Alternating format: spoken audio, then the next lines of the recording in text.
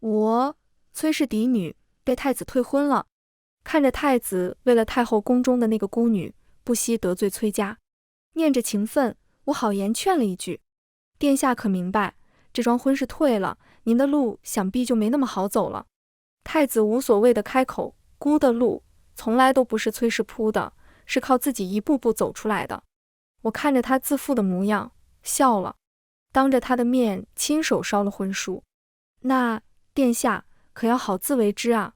大家好，欢迎收看皮皮听书。阿优孤心越余，利剑穿破长空，射向箭靶，打断了太子的话。我接过婢女手中的帕子，将弓箭递出，擦了擦手，抬眼看向太子，朱唇轻启。太子心悦于于敬彤，然后想同我退婚娶她。太子面露难色，并非，孤只是想告诉你，阿童乃镇北侯遗孤，为了安抚边疆，他不可为侧妃。你我婚事是先皇亲自定下的，不可更改，所以我嗤笑出声。所以你想让我做妾？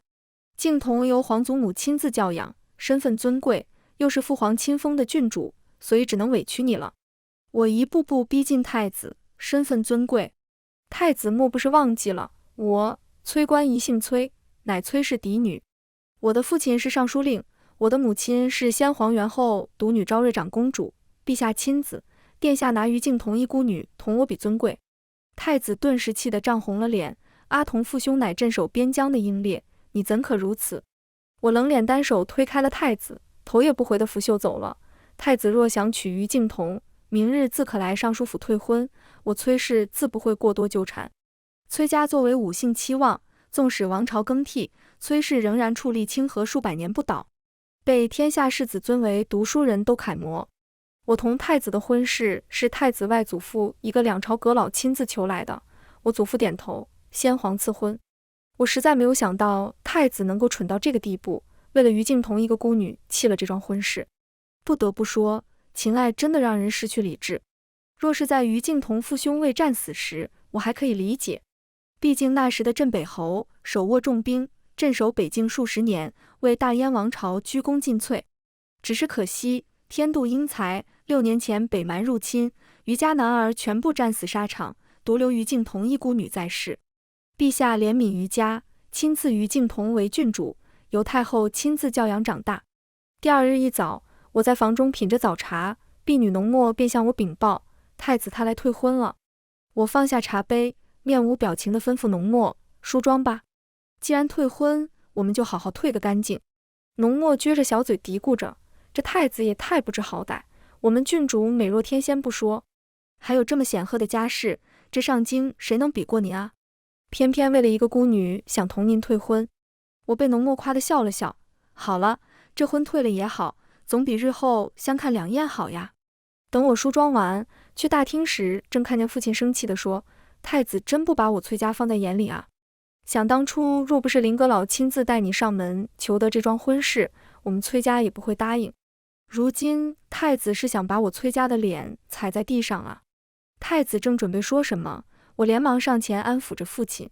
我拍了拍父亲的背，轻声地说，父亲，这婚退了便退了，崔家的女儿还怕寻不着好郎吗？说罢，我拿起父亲手旁的婚书，念着从小相识的情分，还是好言劝了一句，殿下可明白，这桩婚事退了，您的路想必没有那么好走了。太子无所谓的开口，孤的路从来都不是崔氏铺的，是靠自己一步步走出来的。我看着他自负的模样，笑了。好啊，但此事我们需要说清楚，崔家从未抗旨，是殿下执意要退婚，至于后面的事，殿下需敢作敢为，要一力承担啊。太子昂了昂头，那是自然。于是我看了看父亲，见父亲点头同意，当着他的面亲手烧了婚书。那殿下可要好自为之啊。太子走后，太子来崔家退婚的消息传遍大街小巷。当天傍晚，陛下震怒，将太子禁足于东宫。明眼人都明白，这是陛下对崔家的交代。太子仗着陛下的宠爱，为所欲为，就是不知道这样一个不听话的孩子，所谓的宠爱能维持多久。陛下正值壮年，子嗣繁多，其中家世显赫的不在少数，而太子之所以能坐在太子之位，不过是因为母家林家未曾经陛下夺嫡立了大功。但太子母家皆为文官，不掌兵权。而于敬同虽父兄战死沙场，但于家旧部仍然在军中担任要职。现在细细想来，他们之间也没有那么单纯。没过几日，太子生母林贵妃便送来了不少名贵的赏赐来崔府。随行的嬷嬷一脸笑意地说：“长宁郡主，娘娘说宫中的菊花开得很是艳，想邀请您进宫赏菊。”听到这话，我不禁觉得好笑，但没等我开口，我的母亲昭瑞长公主便嗤笑着：“这皇城的娘娘可真会做人，打一巴掌给个甜枣，就以为这事儿能过去了。”此话一出，嬷嬷顿时额间冒汗。整个大宴都知道我的母亲昭瑞长公主身份尊贵，是最得先皇宠爱的公主。坊间之人总是打趣儿说，如果我娘亲是男儿，如今登高位的还不知道是谁。母亲莫恼，我摇摇脑袋笑了笑。母亲作为唯一的中宫嫡出，未出嫁时被先皇宠着，出嫁了又被父亲视作珍宝，从未在谁哪里受过气，嘴里向来是不会饶人的。母亲，贵妃诚心相邀，不好拒了。阿优也许久没进宫了，正好去逛逛。母亲无奈，还是点了点头。当今的陛下同我母亲并非一母同胞，但自小就宠爱这位妹妹。宫中有进贡的好东西，总会送一份来崔府。林贵妃是一个很温婉的女子，我一进门就笑着牵过我的手，很是亲昵地同我说话。赏花时，我随口夸一句花好看，她便吩咐人将那些个名贵的花朵送去崔府。我也只是笑笑，没有拒绝。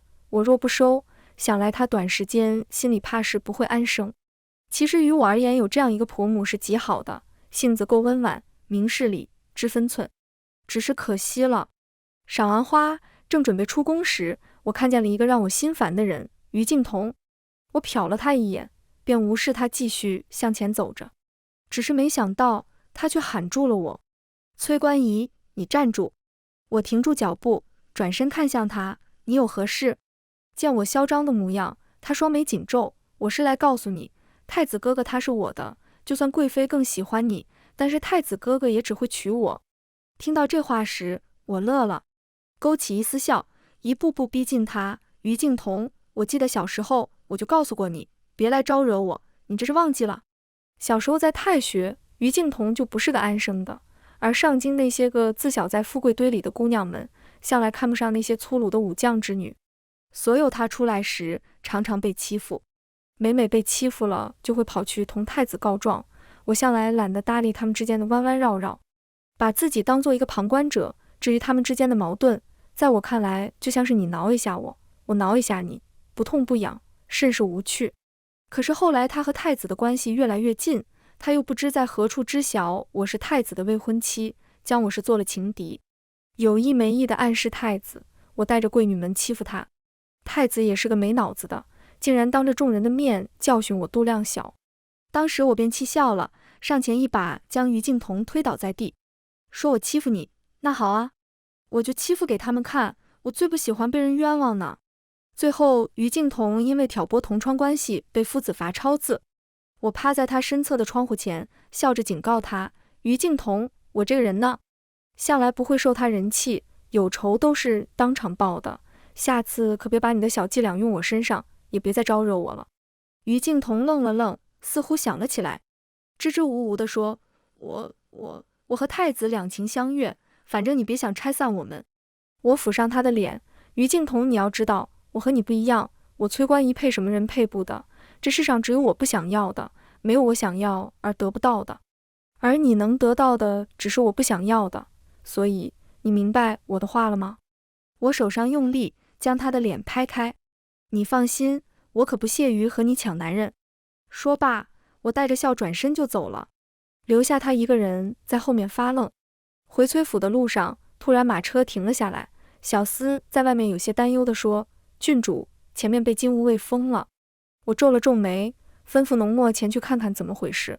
等了好一会儿，我见浓墨还没回来，便掀开车帘，正准备看看怎么回事，突然一个人出现在我的面前。他勒马停在我的窗前，修长有力的手握住缰绳，腰间配着一把鸾金长剑，悬衣墨发，黑色金丝劲装紧贴他的肌肤，勾勒出他劲瘦的腰身。我抬眼看见面前剑眉星目，五官硬朗却又俊美的男人，冲着他笑了笑。秦王殿下可是要查阿优的车？他端坐在马背之上，薄唇轻启，回崔府。我笑着点了点头。跟着我。他便转身骑着马走了。这时浓墨终于回来了。小姐，金吾卫抄家呢。秦王在前面开路，小厮便驾着马车跟了上去。过了闹市之后，我正准备向他道谢，没想到我刚掀开帘子，他就骑着大马头也不回地走了。我叹了一口气，无奈地嘀咕着，怎么性子还是这么冷。秦王沈彦真是当今陛下的第四子，太子的弟弟，只是他有些特殊，其实说起来他才是真正的且唯一的嫡子。沈彦真的母亲是陛下还在当王爷时娶的正妃，只是可惜在天妒佳人，让他早早的就走了。世人都说陛下重情，王妃薨逝以后便再也没有立正妃，就连登基后也一直没有立皇后。可是沈彦真和陛下的关系有些复杂，陛下对沈彦真格外的严苛，小时候常常看见他被罚跪于金銮殿前。他又是个硬脾气，从来不向陛下低头，被责骂也好，被罚跪也好，腰板都挺得笔直。但是陛下对他又很好，16岁时便封王，还将金吾卫给了他。在镇北侯牺牲后，接管边境军权的便是沈彦真的亲舅舅。陛下似乎有意无意的在放权于他，只是表面上他是陛下最不喜欢的孩子。不过这家伙性子那么冷，的确也让人喜欢不起来。自从太子和我退婚后，于敬同越发张扬了起来。定安侯府秋日宴那日，他同太子来时，刻意牵着太子的手在我面前显摆。我懒得搭理他，自顾自地饮着侯府的桂花酿。定安侯的夫人喜酿酒，这桂花酿是他最拿手的，只是可惜每年只有侯府办秋宴时才能喝到，所以我不禁多喝了几杯。喝着喝着，身旁传来一道低沉的声音，在这嘈杂的宴会中，这道声音仿佛在我耳畔私语一般，好听极了。你很难过吗？我偏过头看着说话的沈彦真，愣了愣，也不知道他何时坐到了我的身旁。朦胧的酒意让我的眼眶有些湿润。我侧过身子，歪着头诧异地询问他，难过？我有难过吗？沈彦真却别过脑袋，拿起酒杯，看着太子和于敬同的方向继续说，你还喜欢他吗？我看顺着他的目光看过去，便看见太子在为于敬同包着秋蟹。喜欢太子吗？大抵是没有过吧。我又撑着下巴，笑盈盈地看着沈彦真，阿优觉着表哥好似比太子更令阿优心仪呢。此话一出，不止沈彦真愣了愣，就连我也愣了愣。多饮了几杯，胆子竟这般大了。他偏过头看着我时，我连忙避开的视线，顿时脸颊就冒起了热气。故作繁忙地包起了蟹肉，因过于慌乱，被蟹壳划的一下，死。旁边的沈彦真却轻笑了一声，拿过我手上装着蟹的盘子，自顾自地包了起来。哎呦，你很久都没有换过我表哥了。他的手虽说常年握着刀剑，但却不似那些个武将那般粗壮，反而修长白净，手背上的经脉看着格外的迷人，令我不禁恍惚了。这让我想起来了年少时那个在烈日下跪着的少年。哎呦，殿下您可低个头吧。陛下您还不知道吗？刀子嘴豆腐心，您在这儿跪着，老奴心里可焦着呢。陛下身边的罗公公站在沈彦真旁边，给他扇着风，嘴里不停地念叨着。少年似是被念烦了一般，好看的眉眼皱了皱，但仍然挺直了脊背，跪在金銮殿门口。罗六祥，给朕滚进来，他要跪就让他跪着。罗公公焦急地拍了拍的大腿，殿下您就认个错吧。然后又连忙跑进了殿内。然后我便听见沈彦真大声地说，我无错。母妃牵着我的手，询问工人是什么情况。我才听工人说，是因为一匹马驹。三皇子看上了沈彦真舅舅送给他的一匹宝马，仗着当时自己的母妃得宠，非要讨了去。可沈彦真是个不好惹的，哪里肯干，让。于是两人就在教场打了起来。后来三皇子的狐朋狗友们见三皇子处于下风，连忙上前帮忙。一群酒囊饭袋哪里能和从小跟着舅舅混迹军营的沈彦真比？三皇子和那群酒囊饭袋都被打了鼻青脸肿，然后气冲冲地回宫和淑妃告状了，你等着我去找我母妃。后来淑妃领着三皇子去找陛下，陛下生气地训斥了沈燕珍一番。明明此事就这么过了，可是三皇子嘴欠，刚出殿门就得意洋洋地和沈燕珍说：“你个没娘的孩子，父皇也不喜欢你，现在知道谁厉害了吧？”话一说完，沈燕珍就当着淑妃的面又揍了三皇子一顿，然后就被罚在金銮殿一直跪着。母亲叹了一口气，这孩子和母亲一样，从小就没了娘亲，只是我比较幸运，从小有你皇祖父护着，又有皇兄们宠着。然后母亲拍了拍我的背，哎呦，走，示意我上前。母亲这话一说，我便明白了，母亲心软想帮她。母亲进了殿门去找了陛下，我连忙上前拿出帕子递给他，给你，表哥。那时跪着的他和我站着一样高，但是他只是看了我一眼，然后别过头没有接。我鼓着腮帮子嘟囔着，你不要，哎呦可就不理你了哦。那时候年岁小，总觉得不理别人便是最大的惩罚，现在想来只觉得幼稚的可笑。最后少年还是冷脸接过，捏在了手里，是给你擦脸上的灰的呀。他没有说话也没有动作，我站得有些累了，便蹲在了他旁边。表哥，我母亲去找黄舅舅了，你等会儿就不用跪了。稍过了一会儿，母亲便挂着笑出来了，伸手便扶起了沈燕珍，来，阿珍，起来。沈燕珍颤颤巍巍地起身，对母亲点了点头，谢谢姑姑。她走后，我悄悄地和母亲说，娘亲，四表哥眼睛红红的哎。母妃蹲下身子，给我拍了拍衣裙，你表哥呀。自小没了母亲庇佑，别人对他好他都能记住，是个好孩子。以后阿优看见四表哥被你皇舅舅责罚了，阿优也可以帮他求求情，知道吗？我懵懂地点了点头。后来进宫时总是看见他被罚跪，不知是养成习惯了还是怎地，纵使沈燕真不搭理我，我还是会死皮赖脸的去找陛下求情。陛下也似乎不是真的想罚他，只是想让他服软。3次有2次总能求情成功。后来他16岁时被封王，出宫见了府邸，便很少见到他了。许是长大了，脸皮薄了，总觉得他不怎么搭理人，再亲热的叫表哥也没用，便叫起了殿下。一碗蟹肉被递了过来，蟹寒气重，少吃些。我红着脸点了点头。宴会结束时，酒意便慢慢上来了。浓墨扶着我上了马车，路上马车突然停了，随即车帘被一把剑掀开了，是沈燕珍随身佩戴的那把鸾金长剑。我趴在窗户上，探出了脑袋，看见他骑在马背上，月光洒在他的脸上，显得格外柔和。崔爱优，你可愿嫁给我？醉了酒的我本就迷迷糊糊的，于是笑着点了点头，好啊。只见沈燕珍嘴角勾起一丝笑，说话算数。我伸出手，幼稚的想和他拉钩，君子一言，驷马难追。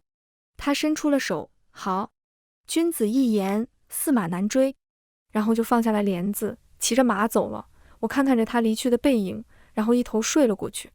醒来后完全把这件事忘了，直到陛下的赐婚圣旨送来了崔府，我才想起自己的荒唐事，咬牙切齿地跑到了秦王府。后面秦王府的管家说沈燕珍在教场，然后又跑到了教场。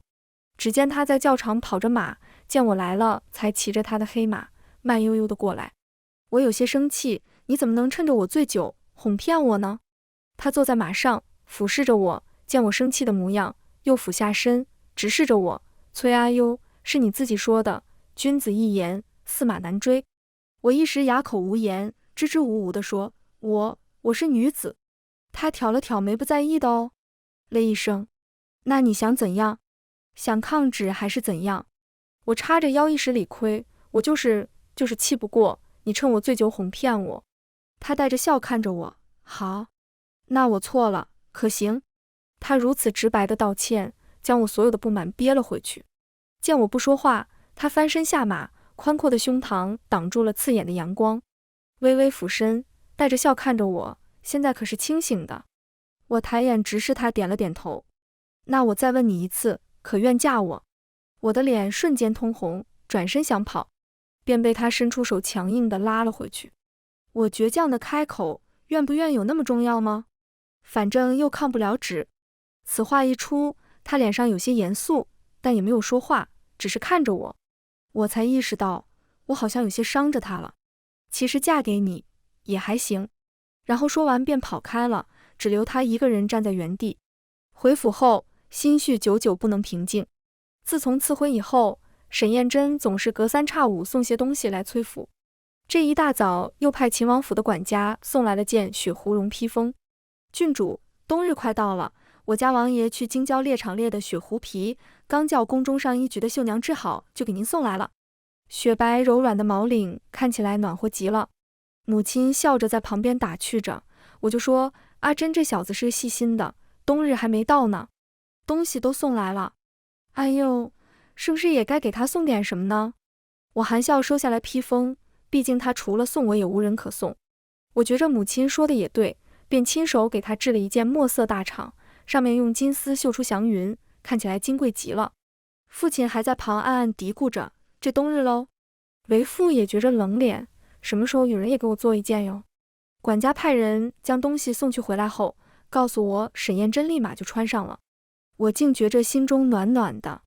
每年除夕前几日，陛下都会摆宴，邀朝臣家眷一同庆贺。设宴当天一早，沈燕珍便亲自来了崔府送礼，穿的是为亲手做的墨色祥云大氅。她穿起来好看极了，我带着笑在门口迎她。她看见我，面上也柔和了许多，白狐很配你。我看着她骑马来的，不禁询问，冬日骑马不冷吗？我话说完，她温热的手便牵起了我，不冷，你摸摸。宽大的手掌包裹着我的手，这寒冷的冬日竟让我觉得有些热了。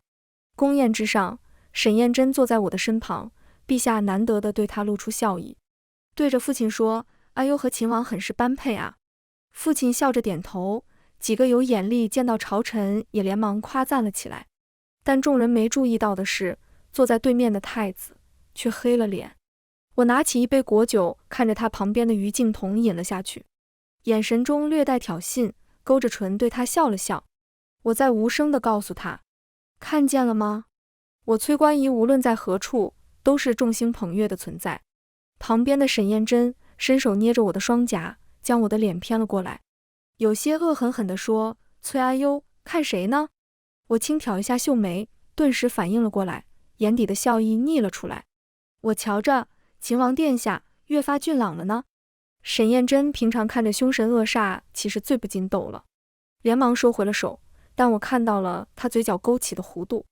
殿内的火炉烧得有些旺，饮了些酒，便觉得心中有些燥热，我便一个人出去透了透气，却不想太子跟了过来。哎呦，四弟向来霸道，你可是自愿同他订婚的。虽然沈燕珍有时是有些霸道，我向来护短，别人说他的不是，我就觉得心中不痛快。我皱着眉看着他，姑的意思是，你若不愿嫁他，姑可以帮你同父皇说。听了这话，我有些不悦地开口，殿下还是管好自己的事，再来操心别人吧。听闻太子府的属官们最近有些不安分啊，小心被别人揪了小辫子，自身难保。我话刚说完，于敬彤就冲了出来，一下子站在了我和太子中间，让我显得一踉跄。崔观仪，你怎么这么阴魂不散啊？太子哥哥都和你退婚了，你还缠着他。我有些无语的对他翻了个白眼。太子连忙拉过于敬彤，阿童，是我来寻阿优的。于敬彤一听，顿时炸了毛，眼中水盈盈的，像是气急了。太子哥哥是骗阿童的吗？你不是说你不喜欢他吗？我懒得看他们都别扭现场，转身想走，没想到于敬彤竟然拦住了我。我看他气冲冲的模样，有些恼了，一把将他推开，谁知他竟然一踉跄，没站稳，跌坐了下去。太子连忙上前将他护在怀里，我见他嘴巴一撇，顿时知道他要哭，冷声呵斥，不许哭。许是被我的气势吓到了，将哭声憋了回去。我抱着臂看着他们俩，今天我就说明白了，我崔观仪自愿同秦王订婚的，他没有逼迫我。还有，秦王他好极了，是我心仪的夫婿，我也从未喜欢过太子，我也不会破坏你们所谓的感情，明白了吗？太子猛地抬头看向我，阿优，你从未喜欢过姑？我坦然地点点头，曾经懵懂无知，只觉得我是崔家嫡女，将嫁给你是做理所当然，现在便觉得嫁给一个满心满眼爱我之人才是最好的。太子当听懂我的话一样，继续问我，从小到大，你对姑都没有过真心吗？我正准备开口，沈燕珍便来了，霸道的伸手扣着我的腰，冷冷的开口，他说得很明白，他看不上你。说完，便牵着我的手进了店。我小心地观察着他，发现并没有生气，不由得松了一口气。唉，这太子真令人心烦，既要又要的，也不知道于静彤这蠢货看上了他什么，简直一个莫名其妙。我和沈燕珍的婚事定在了春日。大婚那日，阳光很是明媚，堂兄背着我出了崔家大门，在众人的欢声笑语中，将我放上了喜轿。团扇半遮面，我看见沈燕珍竟然亲自来迎亲了。大燕的皇室子弟大多都不会亲自来迎亲，见他来了，我心中开心极了。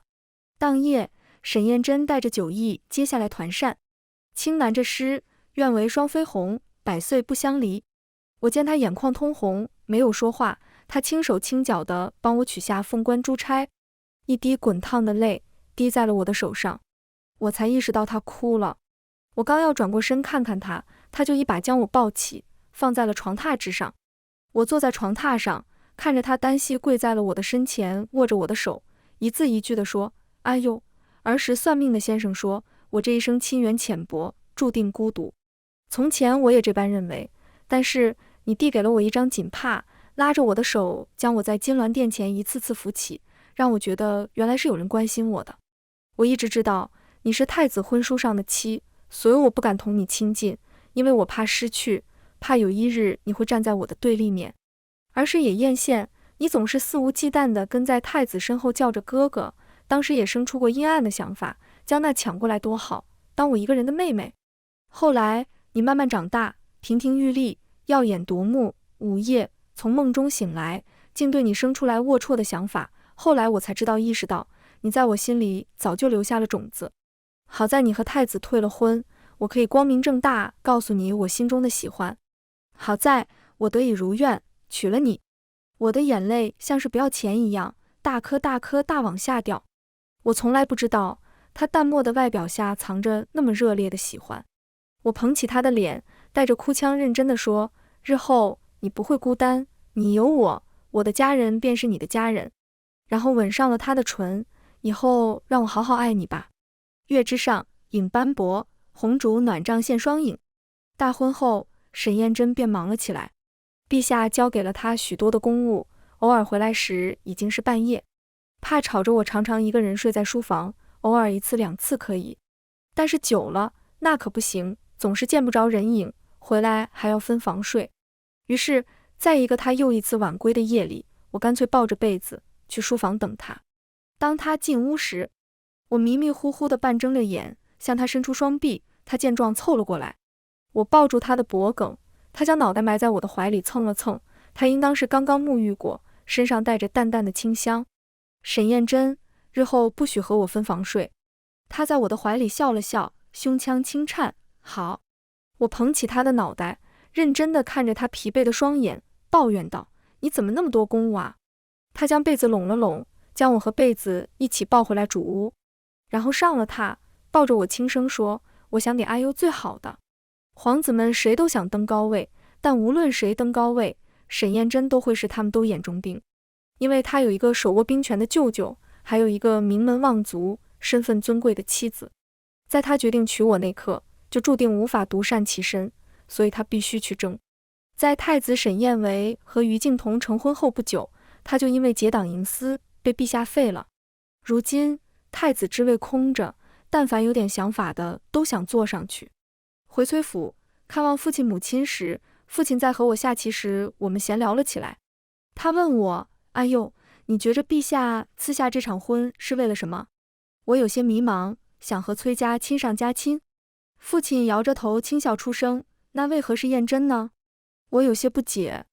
父亲继续说起，燕珍16岁封王，陛下任由她在外发展势力，燕珍的舅舅又掌着兵权，如今又让你嫁给他，陛下是在为燕珍铺路啊。可是陛下自小罚他罚的最多，也最不待见他呀。父亲笑着伸出手指点了点我的头，爱之深责之切，宫墙之中是要吃人的，在他没有足够的实力下，帝王明目张胆的偏爱才是一把利刃。如今朝堂上分两派，一派是以林家为首的废太子派，一方则是以崔家为首的秦王派。在我和沈燕珍成婚的第2年，废太子沈燕维的外祖父林阁老因年迈还乡，林家也渐渐落了下风。但两派之争仍然维持了好些年，直到沈燕珍的舅舅将北蛮逐出长城外数千里，让大燕子民站在大燕的国土之上，便能重新看见狼居胥山后，这场维持数年之久的太子之争才真正落下来帷幕。沈燕珍成功当上太子的那一年，所有的皇子都被派遣去了封地。受封那晚，沈燕珍在东宫的台阶上坐了许久，我在她肩上披了件薄衣，她捏着我的手带着我坐了下来。哎呦，你见过我母妃吗？我从未听沈燕珍提起过她的母亲，听舅舅说，我的母妃没有同父皇成婚前，自小长在北地，像只无拘无束的飞鸟，肆意极了。后来一封赐婚圣旨，她被束缚在了这看似繁华却又肮脏的皇城中。这道赐婚圣旨是父皇亲手求来的，但是他却没有护好我的母妃。母亲走后不久，外祖父战死沙场，舅舅被陷害下了大狱，我一时之间失去所有庇佑。那时我就求他救救我舅舅，可是他为了明哲保身，无视我的请求。那时我便觉得他虚伪极了，明明表面上那么爱我母妃，可是连他唯一的弟弟都不愿意救。舅舅就这么在牢里度过了3年，好在他夺嫡成功了，登上了高位。舅舅被放了出来，可是明明是曾经意气风发的少年将军，却被妈撒得骨瘦如柴。